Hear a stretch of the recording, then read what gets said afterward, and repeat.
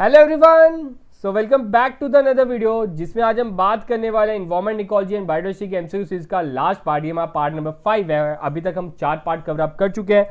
आप सभी को मैं फिर से याद दिला दूं कि हमने अब कोशिश करनी है कि आप तक हर एक पार्ट के 100 एमसीक्यू कराए जाए। तो आज हमारा एनवायरमेंट, इकोलॉजी एंड बायोडायवर्सिटी के टोटल 100 एमसीक्यू कवर अप हो जाएंगे।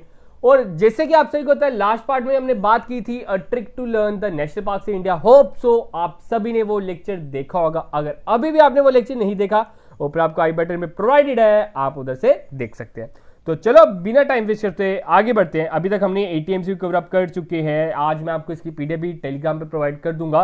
तो जिन्होंने अभी तक हमारे टेलीग्राम चैनल ज्वाइन नहीं किया, आईजी क्लासेस आप सर्च कीजिए, आपको उधर से मिल जाएगा, या लिंक आपको डिस्क्रिप्शन में प्रोवाइडेड। बात करते हैं क्वेश्चन नंबर 81। तो थोड़े जो स्टार्टिंग में हमारे आज के क्वेश्चन रहेंगे वो थोड़े से नेशनल पार्क के बेस्ड ही हैं, क्योंकि थोड़ी सी आपकी जो लास्ट नाइट हमने ट्रिक याद की है वो रिवाइज हो जाएगी। तो क्या पढ़ा था, पहला पार्ट पढ़ते हैं ई राविकुलम नेशनल पार्क। अब ई राविकुलम से आपको एक चीज याद आ रही होगी, इंजीनियर रवि। कौन था engineer Ravi? Sir, engineer Ravi एक 16 साल का लड़का था जो प्यार में साइलेंट हो गया था। और इंजीनियर कहां के? केरल के हैं। केरल के क्यों? क्योंकि केरल में सर सबसे ज्यादा लिटरेसी रेट है। तो ई राविकुलम कहां का होगा? दैट इज इन केरला। तो 81 का आंसर क्या जाता है? A option. होप सो आपको ये ट्रिक अच्छी लगी होगी। लास्ट वीडियो में हमने प्रॉपर्ली सारे ट्रिक्स को कवर अप किए। बात करते हैं नामदफा नेशनल पार्क। ठीक है, नामदफा नेशनल पार्क कहां की है? तो हमने पढ़ा था अरुण नाम का एक लड़का, अरुण नाम का एक लड़का। तो नामदफा कहां का हो गया? अरुणाचल। नेक्स्ट, नागरहोल, जिसे राजीव गांधी नेशनल पार्क भी नाम दिया गया है। नागरहोल कहां की नेशनल पार्क है? तो नगर वर्ड किसमें यूज हुआ था? कर्नाटका का एक नगर, उधर गंद का, कूड़े का एक करकट भी बैन है, एक अंश भी बैन है, हमने ये पढ़ा था। तो ये इधर से नागरहोल आ जाता है। तो नागरहोल कहां का आ गया? कर्नाटका का। ठीक है, तो इसका आंसर क्या देगा? A option. क्योंकि कर्नाटका हमने क्यों लिया था? Sir, Karnataka is the IT hub. IT hub है तो सबसे साफ होनी चाहिए सर, तो इसलिए हमने कर्नाटका का नगर लिया था। उस कारण हमने याद रखना Nagarhole national park is in Karnataka. 84, Keibul Lamjao national park which is only and only floating national park in the world, वो कहां पे? ठीक है, उसका नाम क्या है? Keibul national park. आप सभी को मैंने बताया था Keibul Lamjao national park is the only national park in the world which is floating.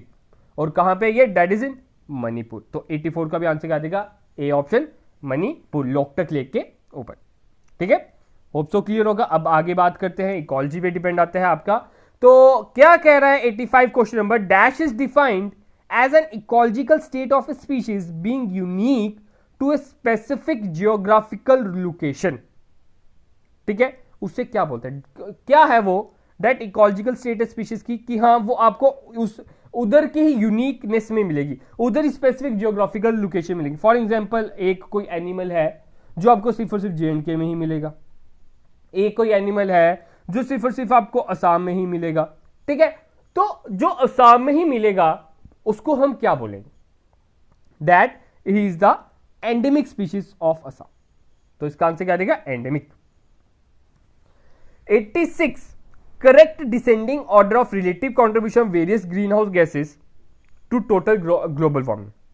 आप सभी को मैंने ग्लोबल वार्मिंग के बारे में बताया था, how it works, why it is important भी है, आगे क्वेश्चंस के ऊपर भी है। ठीक है, तो ग्लोबल वार्मिंग में सबसे ज्यादा कंट्रीब्यूशन करते हुए हमने उसे डिक्रीजिंग ऑर्डर में लगाना है। जो सबसे ज्यादा कंट्रीब्यूट करता है गैस, उसको सबसे पहले, उसके बाद सेकंड नंबर, देन थर्ड, और जो सबसे कम कंट्रीब्यूटर है वो लास्ट। इस तरह से हमने लगाना, इसे सिस्टमैटिक वाइज लगाना है। ठीक है, तो 86 का आंसर आ जाता है that CO2 contribute the most. सबसे ज्यादा कंट्रीब्यूट कौन करता है? CO2, carbon dioxide. तो इसका आंसर आ जाता है carbon dioxide, methane, CFC, then nitrous oxide. तो इसका आंसर क्या देगा? A option. तो 86 का आंसर क्या है? A option. बात करते हैं question number 87, without the earth atmosphere. अगर अर्थ की एटमोस्फेयर नहीं होगा, अर्थ में वातावरण ना होगा, तो अर्थ का average temperature would be well below the dash temperature of water. जो अर्थ का टेम्परेचर होगा वो किसके नीचे होगा? किसके बॉइलिंग पॉइंट के नीचे होगा, फ्रीजिंग पॉइंट के नीचे होगा, वेपराइजिंग के नीचे होगा? None of the above. मैंने अभी आपको बताया ग्लोबल वार्मिंग बहुत ही मेन रोल प्ले करता है। ग्लोबल वार्मिंग ऐसा नहीं है कि जरूरी नहीं है, इंपॉर्टेंट भी है एक, ठीक है, क्योंकि वो थोड़ा सा हीटअप रखता है हमारे एटमॉस्फेयर को, वो ट्रैप करता है, उससे कारण इधर थोड़ी सी हीटअप रहती है। अगर वो ट्रैप नहीं करेगा, इधर जिंदगी, इधर लाइफ एग्जिस्ट नहीं करेगी, ठीक है। तो यही है, अगर इधर एटमॉस्फेयर नहीं होता ना तो हमारा जो टेम्परेचर है ना वो फ्रीजिंग पॉइंट के भी नीचे होता, ठीक है। तो global warming is a must cycle, वो होना चाहिए, लेकिन एक्सेस में हर एक चीज खराब होती है, तो वो ज्यादा स्टोर अप कर लेता है। जब वो ज्यादा स्टोर हो जाती है तो हमारा जो है हमारी जो टेम्परेचर वो ज्यादा बढ़ने बैठ जाता है। नेक्स्ट बात करते हैं 88 question, how many oxygen particles are there in every atom of ozone. हमने पढ़ा था स्ट्रेटोस्फेयर में ओजोन लेयर है which act as a umbrella for us, जो हमारा अम्ब्रेला का काम करती है, हमें अल्ट्रावायलेट रेज की डायरेक्ट रेडिएशन से बचाती है, ठीक है। तो यही बात होती है, ओजोन बनती कैसे है। तो ओजोन का अगर आपको साइंटिफिक नेम पता होगा तो ओजोन का साइंटिफिक नेम है O3, मतलब 3 मॉलिक्यूल्स ऑफ ऑक्सीजन। तो जब 3 मॉलिक्यूल्स ऑफ ऑक्सीजन मिलते हैं तो डैट फॉर्म ओजोन, तो इसका आंसर क्या रहेगा 3, ठीक है। ये क्वेश्चन भी बताना जरूरी था, जो साइंस फील्ड के नहीं है उन्हें पता नहीं होता, इसलिए ये क्वेश्चन भी आप में इंपॉर्टेंट बन जाता है। Which is the first place where scientist found the thinning of ozone layer. अब कौन सी पहली जगह थी जहां पे साइंटिस्ट ने पाया, हाँ भाई इधर ओजोन डिप्लीशन हो रही है। जब सबसे पहले पता चला ओजोन डिप्लीशन हो रही है, तो वो कब कहां पे था, that is atmosphere just above the Antarctica. माना गया जो अंटार्कटिका के ऊपर है उधर ओजोन में छेद हो गया है, उधर होल हो गया है, ठीक है। तो इसका आंसर क्या देगा, बी ऑप्शन। 90th क्वेश्चन, विच ट्रीटी। अब हमें पता चल गया अंटार्कटिका में क्या हो गया, होल हो गया है, छेद हो गया है, जो हमारे लिए आगे मुश्किलें पैदा करेगा। तो इधर क्या हुआ, which treaty was signed in 187 for the protection of ozone layer, ठीक है। बात होती है कौन सी ट्रीटी उन्होंने साइन की, for protection of ozone layer, ठीक है। लेकिन इधर थोड़ी सी करेक्शन है, इधर ना 1987 है, 9 खा गया हूं मैं थोड़ा सा, ठीक है। तो 1987 आएगा। 1987 में एक ओजोन लेयर की प्रोटेक्शन के लिए एक ट्रीटी साइन हुई थी, तो वो कौन सी ट्रीटी थी, that is your Montreal protocol, ठीक है। तो इसका आंसर क्या रहेगा, डी ऑप्शन। अब आपने बताना है काइटो प्रोटोकॉल किसके लिए, ये आपका होमवर्क है। आपने बताना है काइटो प्रोटोकॉल किसके लिए साइन हुआ था, क्यों था, किसकी प्रोटेक्शन के लिए था। बात करते हैं 91 question, which compound which used in fire extinguisher cause ozone layer depletion. अब आप सभी को पता होना चाहिए, ये ना 8th स्टैंडर्ड की बुक में क्वेश्चन है, ठीक है। तो फायर एक्सटिंग्विशर में कौन सा पार्टिकल ऐसा मिलता है जो ओजोन की डिप्लीशन में काम करता है, तो दैट इज योर हैलोन्स, ठीक है। हैलोन उसमें प्रेजेंट होता है जो फायर एक्सटिंग्विशर्स में होता है और ओजोन लेयर डिप्लीशन में वो काम करता है। 92 प्रोडक्टिविटी पे आ गया, प्रोडक्शन पे आ गया। Which of the following is a unit of productivity. तो नीचे दिए गए ऑप्शन में से कहता है कौन सा यूनिट है प्रोडक्टिविटी का। तो मैंने आपको 2 यूनिट्स बताए थे, एक आपका वेट में था and another one is your energy, ठीक है। तो क्या आ जाता है अगर वेट के अकॉर्डिंग हम बोले, gram metre square per year, और दूसरा kilo calories metre per year. तो ये इसका आंसर राइट है, ठीक है। 92 का आंसर क्या देगा, डी ऑप्शन। 93 की बात करते हैं, वट इज ए फ्रॉग। अब थोड़े से आप मान सकते हो कि थोड़े गोल मटोल तरह के क्वेश्चन आने वाले हैं, तो ध्यान से सुनिएगा। What is a frog that feeds on insects, example of. Frog क्या है जो इंसेक्ट्स पे फीड अप करता है, हमारा आंसर होगा सर प्राइमरी कंज्यूमर। तो मैं बता दूं ये आंसर गलत है, ध्यान से देखिएगा, कुछ कुछ स्टेटमेंट हमने छोड़ी होती है। क्या कह रहे हैं, फ्रॉग जब इंसेक्ट पे फीड अप करेगा, क्या इंसेक्ट ने कुछ खाया नहीं होगा, हाँ सर इंसेक्ट ने तो ग्रास खाई होगी। तो इंसेक्ट क्या हुआ, प्राइमरी कंज्यूमर, और फ्रॉग क्या हुआ, सेकेंडरी कंज्यूमर। तो इसका आंसर क्या आएगा, सी ऑप्शन आएगा, सेकेंडरी कंज्यूमर, ठीक है। 94 की बात करते हैं, what is the missing level of organisation, ठीक है। नीचे आपको दिख रहा है, तो इसमें मिसिंग क्या है, पहले फाइटोप्लैंक्टन बोलते हैं, ज़ूप्लैंक्टन बोलते हैं, फिर बीच में क्वेश्चन मार्क है, देन मैन, ठीक है।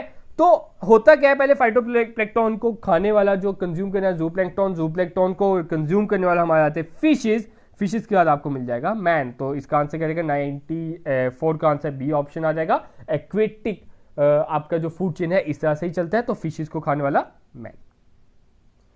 95 what is the missing level of a organisation, ठीक है। ग्रास, ग्रास ओपर, डैश और मैन, ठीक है, मैन किसको खाएगा? क्या लॉयन को खा सकता है? नो सर, लॉयन को थोड़ी खाएगा, लॉयन के पास जाएगा, लॉयन उसको खा जाएगा। एलिफेंट को? वो भी नहीं। वुल्फ को? वो भी नहीं। तो किसको खा सकता है? बर्ड्स को खा सकता है। तो इसका आंसर क्या आएगा? बर्ड्स। ठीक है, the symbol given below each arrow indicates the loss of energy from an ecosystem. In what form is that energy loss? अब हमने पढ़ा था 10% लॉ ऑफ एनर्जी, ये पढ़ा था। हाँ जी सर, क्या था उस 10% law of energy? Sir 10% law of energy कहता है सिर्फ और सिर्फ 10% एनर्जी ही आगे बढ़ती है, जो 90% होती है वो उड़ जाती है, वो वेस्ट हो जाती है due to respiration.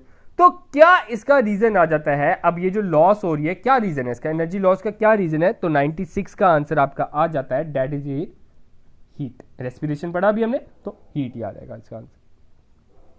97 a chicken has just eaten a worm when a man sees this. जैसे इंसान ने उसको देखा, ही ईट्स दैट चिकन।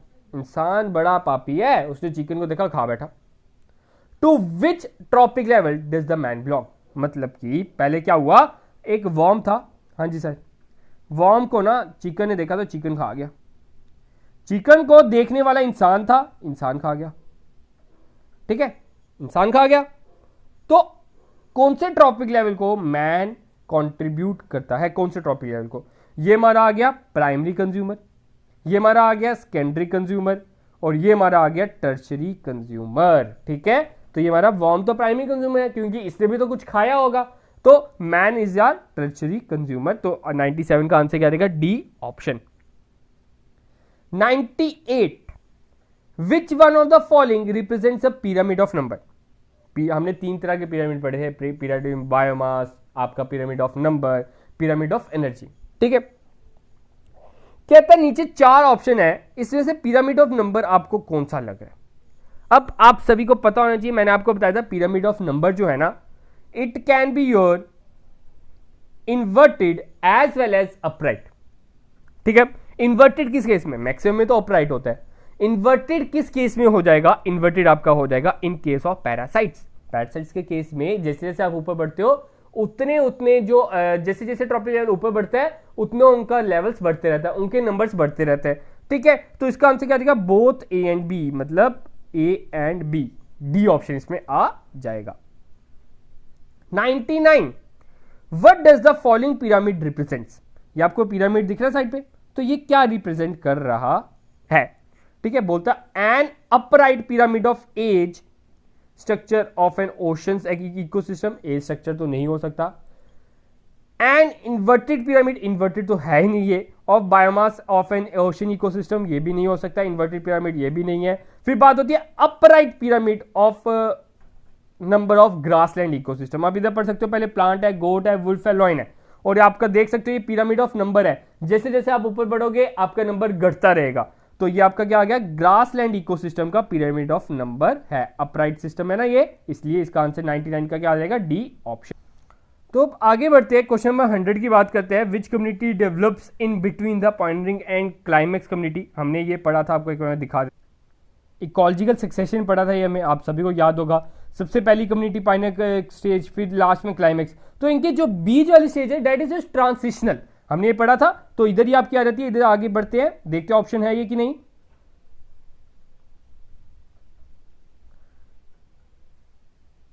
तो इसका आंसर क्या देगा? Transitional community. ठीक है, बी का 100 का आंसर क्या देगा? B option.